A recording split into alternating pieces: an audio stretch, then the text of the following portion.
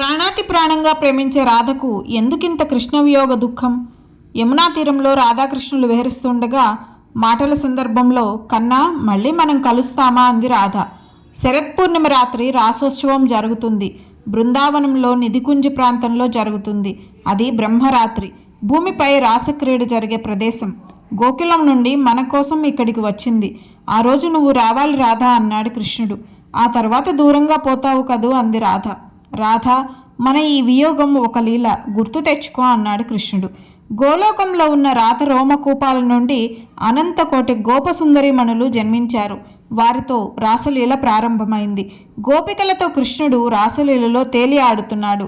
అది చూసిన రాధకు అసూయ కలిగింది. గోలోకవాసి అయిన సుధాముడికి రాధ కోపం చూసి అసహ్యం వేసింది.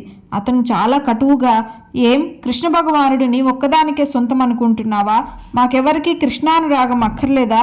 ఏమంత అధికారం నీకు అంటూ ఉంటే రాధకు చాలా కోపం వచ్చింది. నీ బుద్ధి రాక్షసంగా మారింది. ఇందుకు ఫలితంగా నువ్వు అసురుడివైపో అని శాపం ఇచ్చింది. సుధాముడికి కోపం వచ్చి నిష్కారణంగా నాకు ఘోర శాపం ఇచ్చావు. దీనికి నువ్వు చాలా మూల్యం చెల్లించాల్సిందే.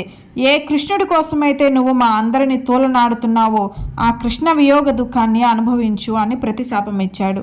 అది గుర్తొచ్చి రాధ శరీరం జలధరించింది.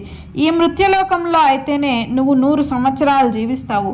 అదే గోలోకంలో అయితే నీ అనంత వియోగాన్ని నేను భరించగలనా? దుష్ట శిక్షణకై నేను వియోగ దుఃఖాన్ని అనుభవించడానికి నువ్వు జన్మించాం, తప్పదు అన్నాడు కృష్ణుడు. జై శ్రీకృష్ణ.